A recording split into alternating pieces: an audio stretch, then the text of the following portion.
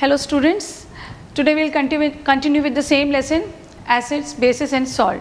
In the previous class we have already studied about the different types of indicators, the natural indicators, synthetic indicators, then olfactory indicators, then the properties of acids and bases, the physical properties of acids and the chemical properties of acids, then physical properties of bases and chemical properties of bases. Now let's continue today's class. Now there is a question then when we say when we talk about acids, so what is common in all the acids? There is a question that what is common in all the acids, right? See here, Arrhenius has given the definition for acid as acid is a substance that produce H plus ion on dissociation with the water. All acids produce H plus ion on dissociation with the water. Let us see HCl, in the aqueous form on dissociation with the water it form H plus and Cl minus ion. This is in the aqueous state. Okay? We can take another example of an acid H2SO4. Aqueous state means mixed with the water it will form 2H plus SO4 2 minus ion, that too in the aqueous state, right? Now another example we can take HNO3, nitric acid in combination with the water it is H plus ion and NO3 minus ion in the aqueous state, right? So what all acids have in common is that all the acid they produce H plus ion on dissociation with water. Now the presence of this H plus ion is responsible for the acidic nature of an acid, and also due to the presence of this H plus ion an acid is able to conduct electricity when it is dissolved in the water, right? So we can study this with the help of an activity. Let us see what the activity is. See here, see one more thing I would like to tell you here, that see here, when the HCl get dissociated and produce H plus ion and Cl minus ion in the aqueous state mixed with the water, then what happens, this H plus ion do not exist alone, right? This H plus ion do not exist alone, rather it exists along with the water, right? In combination with this H plus ion exists in combination with the water. So it is also called as, so it becomes H3O plus. So this H3O plus it is also called as hydronium ion. It is also called as hydronium ion. So we can say that acid on dissociation with water produces hydronium ion, right? Now acid conduct electricity. Let us see with the help of an activity, right? Now what we are going to take a beaker, right? Then put a rubber cork into it, then place 2 nails on this rubber cork, connect it to a connecting wire, then connect it with the battery, attach a bulb,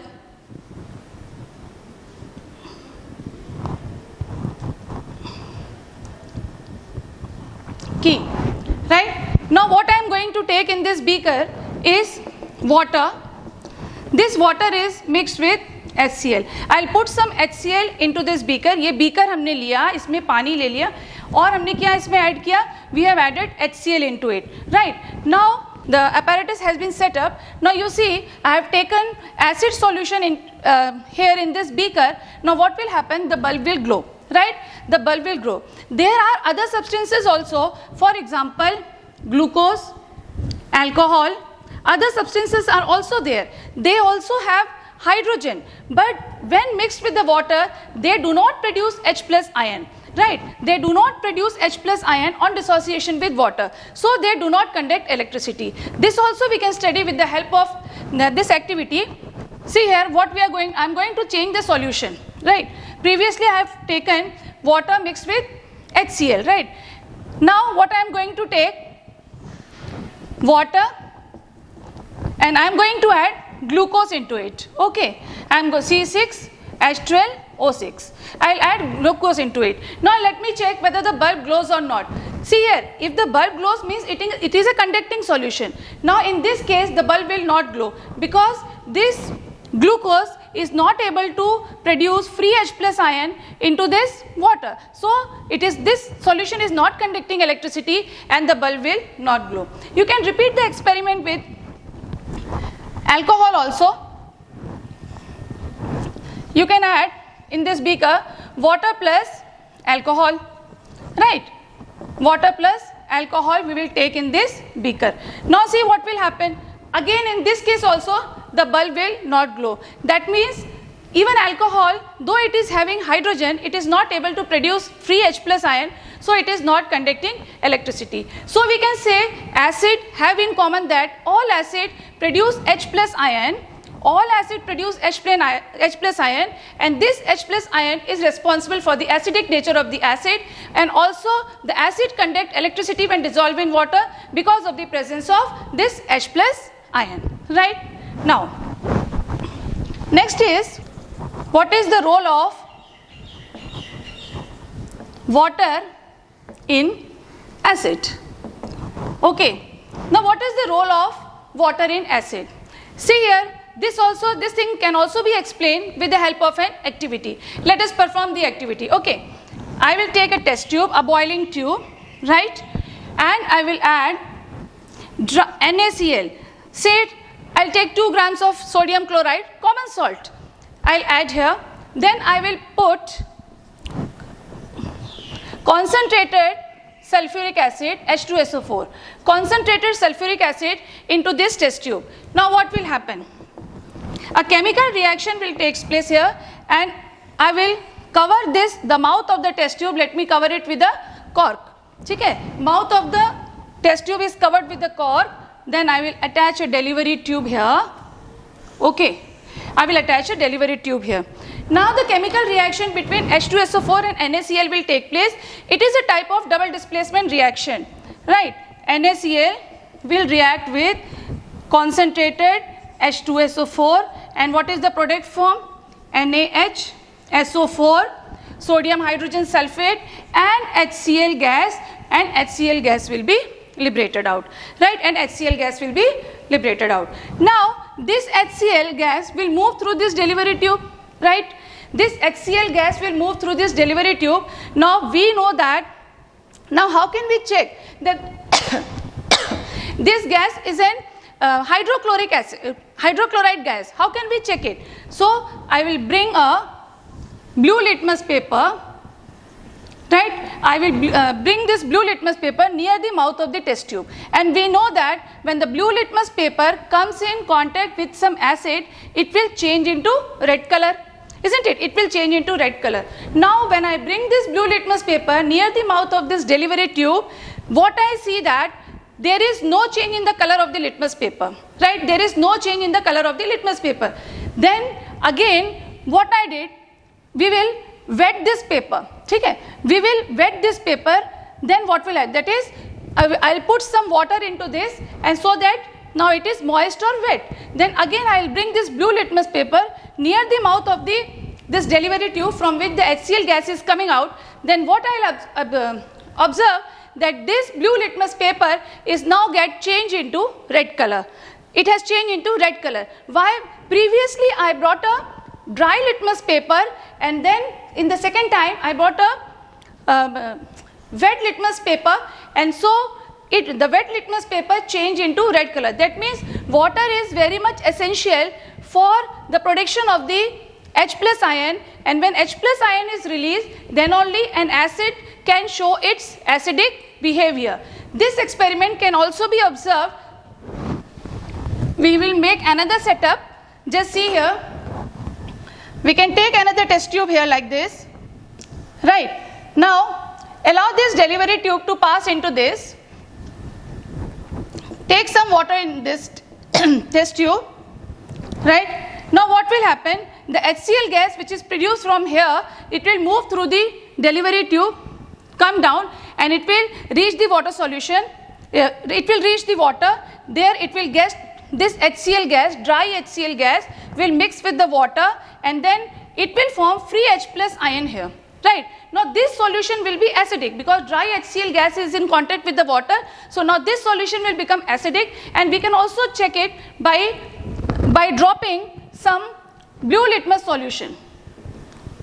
If we put blue litmus solution into this test tube, you will find that this solution, the color of this solution has changed to red color. That means this proves that acid show acidic behavior only in the presence of water. Now one more thing I would like to tell you here, that if we take two test tubes, let's take two test tube here, right? In one test tube I will take distilled water, right? In another test tube I take rainwater, okay? Then I'll add same amount of HCl. Then I'll add same amount of HCl into distilled water also and in the rainwater also, right? This much of distilled water, same amount of rainwater. Then I'll add same amount of HCl into both the test tubes A and B. Now what will happen?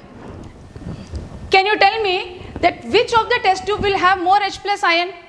See here, the distilled water, we know that it is free from any type of impurities. It do not possess any type of impurities, whereas the rainwater may contain some amount of dissolved acid into it or some dissolved salt it may have into it. So when I add same amount of HCl in both the test tube, then what will happen? The H plus ion will be obviously more in case of the rainwater than in the distilled water. This HCl will dissociate to form H plus ion in the distilled water also, and H plus ion will be formed in the rainwater also. But the amount of H plus ion produced will be more in case of the rainwater because it already have certain dissolved substances, dissolved acids into it, right?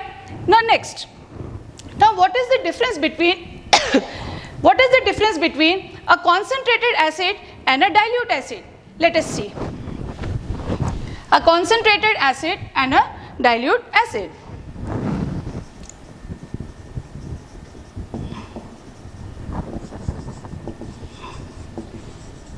Right. Now what is the difference between concentrated and dilute acid? See here, a concentrated acid is an acid that have more quantity of acid and less quantity of water, whereas the diluted acid, it has more quantity of water and less quantity of acid.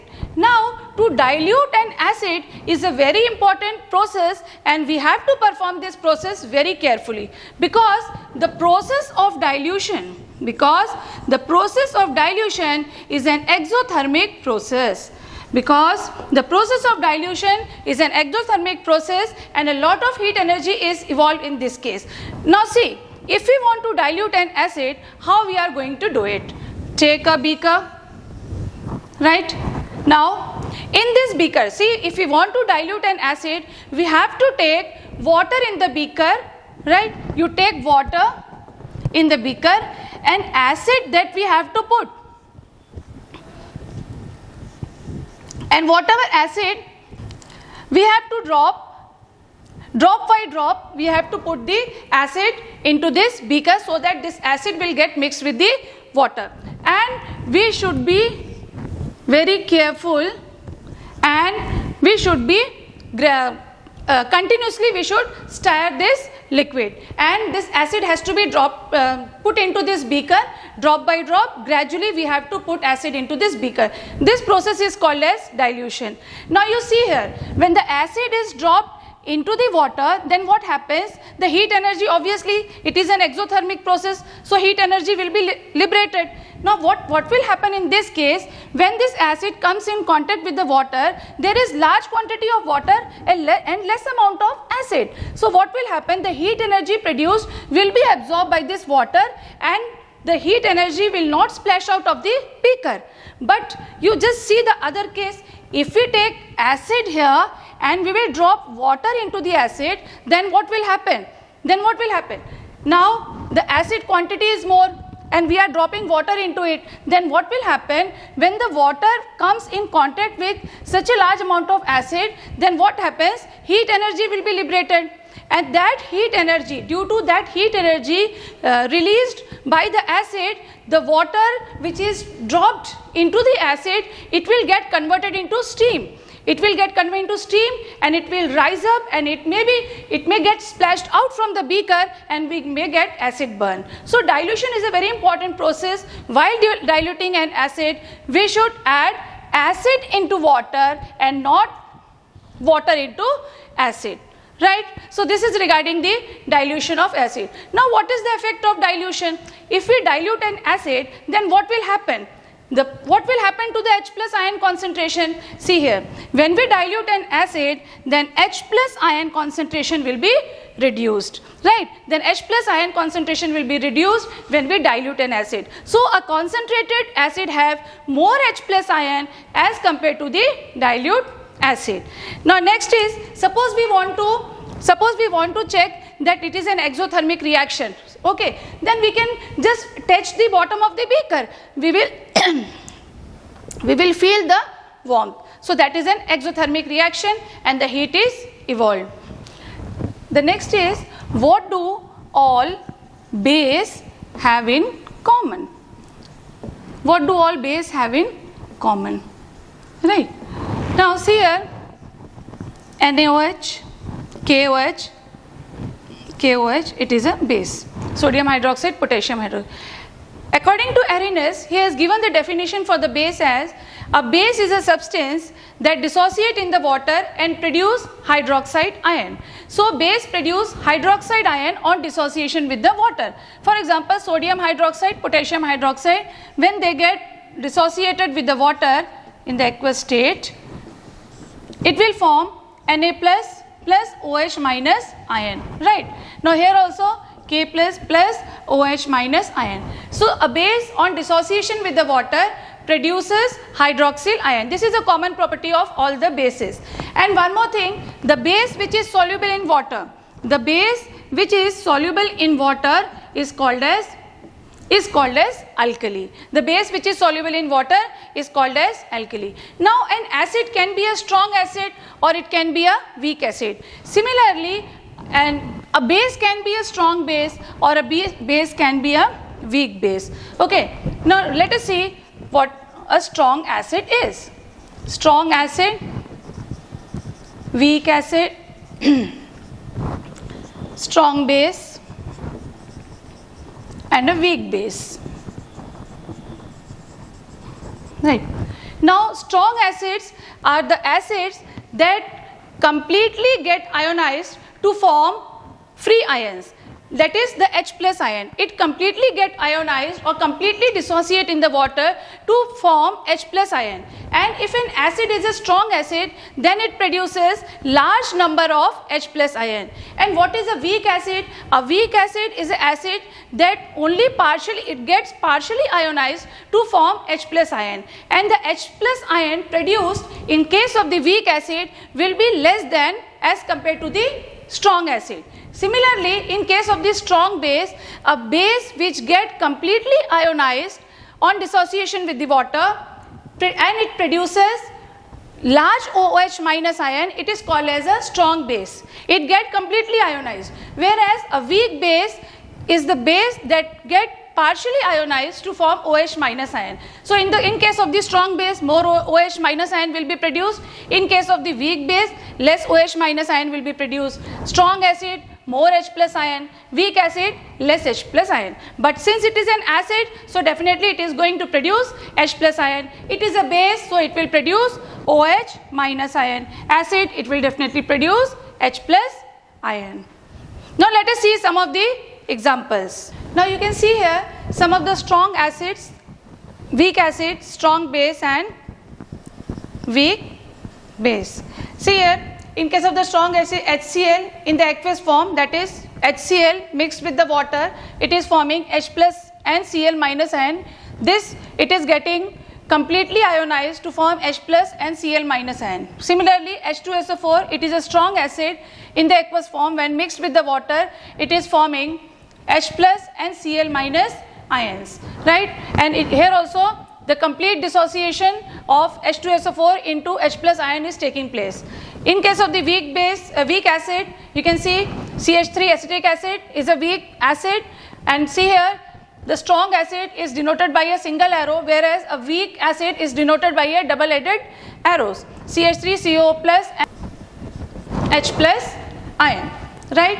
Now in case of the strong base, NaOH, right, it will get dissociated into Na plus OH minus ion, and here K plus OH minus ion, right? Now in case of the weak base, NH4OH, NH4 plus OH minus ion. See here, the strong base, it is represented by a single arrow in the forward direction, and the weak base denoted by the double arrow, right? So this is regarding the strong acid and strong acid, weak acid, strong base and weak base. Now see students, I have a slide for you. You can see here some common acids and their chemical formula. Please have a look at the screen. You can see some common acids and their chemical formula, and also I have another slide for you, that is some naturally occurring sources of acid. You can see here oranges and lemon, they are having citric acid, apple malic acid, tomatoes having oxalic acid, tamarind tartaric acid, sour milk or curd, it is having lactic acid, vinegar have acetic acid, then protein have amino acid, ant sting have methanoic acid, nettle sting have methanoic acid. These are some of the naturally occurring sources of acid.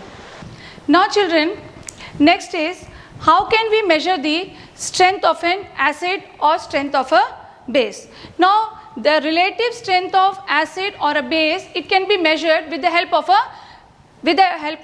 pH scale, Now let me draw a pH scale. See here, the range of the pH scale, it varies from 0 to 14, right? And exactly 7 pH value is the pH value for a neutral solution. It has a pH value of 7. Now what is this pH value actually? In this pH value, P stands for potence or the power, and H stands for the hydrogen ion concentration. Means the power of hydrogen ion concentration, it is called as the pH value, and the pH value is inversely proportional to the hydrogen ion concentration in any solution, right? The hydrogen ion concentration in any solution. Now see here, the water which is free from any impurities, it has the pH value exactly equal to 7, right? Exactly equal to 7. That means in case of the water with the pH value is equal to 7, the concentration of H plus ion is equal to the concentration of OH minus ion, right? Now suppose in water, if we add little acid into this water, then what will happen? The concentration of the hydrogen ion will be more than the concentration of the OH minus ion. Now what will happen? The solution will become acidic because the H plus ion is more than the OH minus ion. Okay. Now instead of acid, so it becomes an acidic solution, isn't it? It becomes an acidic solution. Now if instead of acid, if I take water and I put some basic solution, some base solution if I put into the water, then what will happen? See here, the concentration of H plus ion will be less than the concentration of the OH minus ion, right? So the concentration of the OH minus ion increases. That means this solution becomes a basic solution. This solution becomes a basic solution, and just I'll tell you the pH value.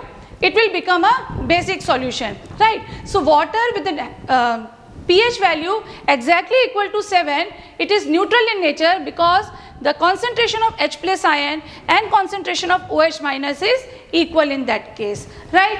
So if H plus ion is less, OH is more, it is basic solution, and if it is H plus ion is more than the OH minus ion in a solution, then it will be an acidic solution. Now what about the pH value? Just see here.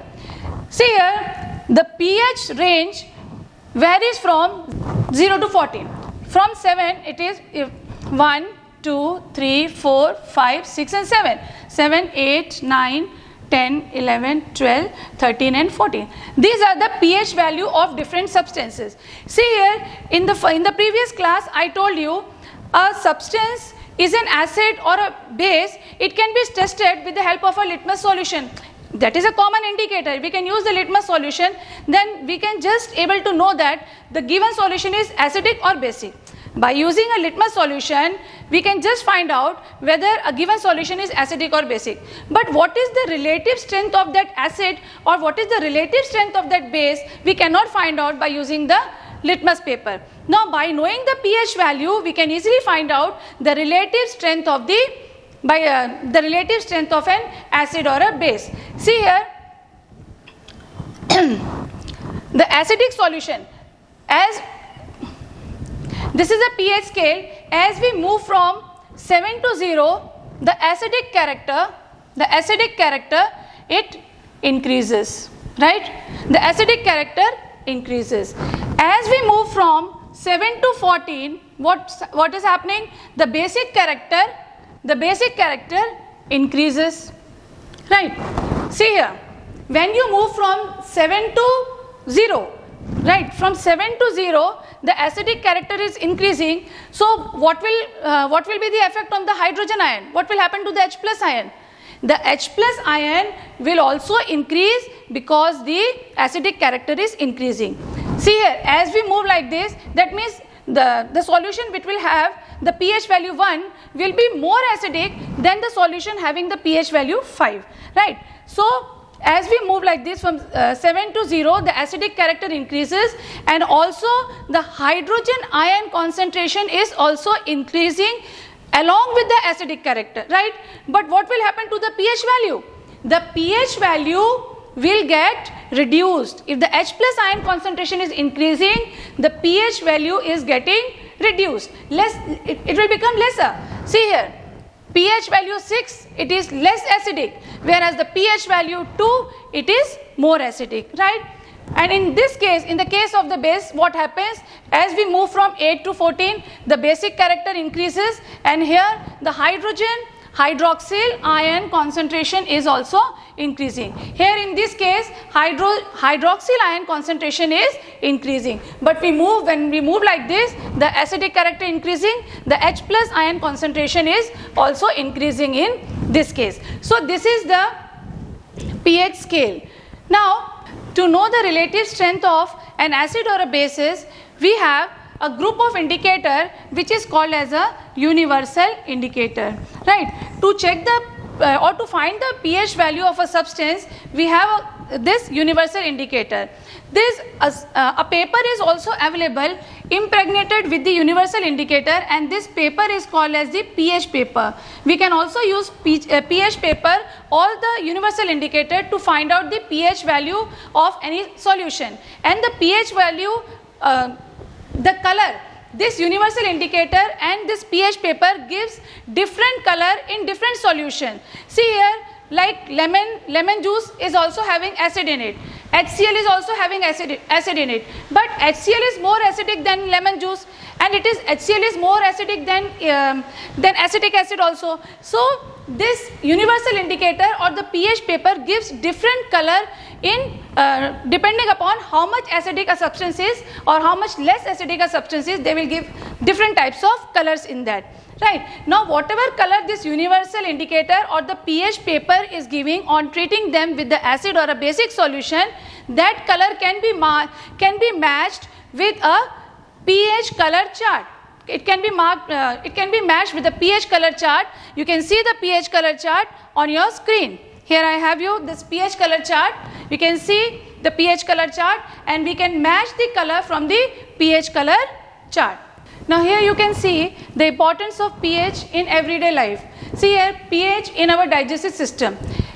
See, our stomach, it produces HCl, and this HCl is very much essential to kill germs that enter into our body through our food. But sometimes due to some when we eat some spicy food, then at that time what happens, the excess acid is produced in our stomach, that causes irritation and pain in the stomach. At that time what we take, we are advised to take the antacid, which are the preparation of mild base, which is called as the magnesium hydroxide.